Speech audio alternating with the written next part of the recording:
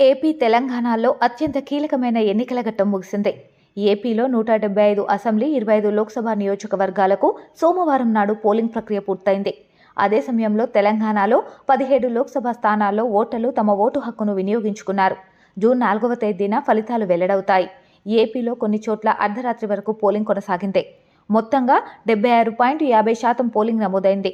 తెలంగాణలో 64.93% మేర పోలింగ్ నమోదైంది. ఏపీలో కొన్ని చోట్ల హింసాత్మక వాతావరణం నెలకొనగా తెలంగాణలో సజావుగా కొనసాగింది ఓటింగ్ ప్రక్రియ. ఈ ఎన్నికల్లో అల్లు అర్జున్ ఒకవైపు, మిగిలిన మెగా కుటుంబం అంతా మరోవైపు నిలిచాయి. తనకు అత్యంత ఆప్తుడు, వైఎస్ఆర్ కాంగ్రెస్ పార్టీ నుంచి నంద్యాల అసెంబ్లీ అభ్యర్థిగా పోటీ చేసిన శిల్పా రవిచంద్రారెడ్డి కోసం అల్లు అర్జున్ రంగంలోకి దిగారు. మిత్రుడి కోసం నంద్యాలకు వచ్చి మరీ ప్రచారం చేశారు.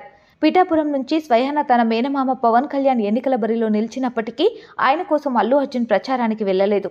ఓ ట్వీట్ పోస్ట్ పెట్టి వదిలేశారు. అదే సమయంలో రామ్ చరణ్ తన తల్లి సురేఖతో కలిసి ప్రచారం చివరి రోజున పిఠాపురం వెళ్లారు.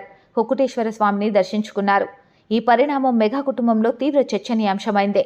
మెగాస్టార్ చిరంజీవి సైతం పవన్ కళ్యాణ్కు ఓటు వేయాలంటూ పిలుపునివ్వడం, సాయి ధర్మ తేజ్ వంటి మెగా కాంపౌండ్ హీరోలు పవన్ కళ్యాణ్ కోసం పిఠాపురంలో ప్రచారానికి వెళ్లిన పరిస్థితుల్లో వారిని కాదని అల్లు అర్జున్ వైఎస్ఆర్సీపీ అభ్యర్థి కోసం ప్రచారానికి వెళ్లడం ఆ కుటుంబంలో కలకలం రేపింది.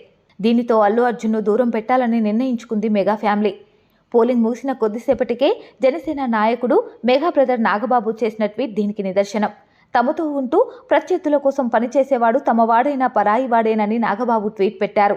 తమతో నిలబడేవాడు పరాయివాడైనా తమవాడేనంటూ పిఠాపురం మాజీ ఎమ్మెల్యే ఎస్వీఎస్ఎన్ వర్మ గురించి వ్యాఖ్యానించారు.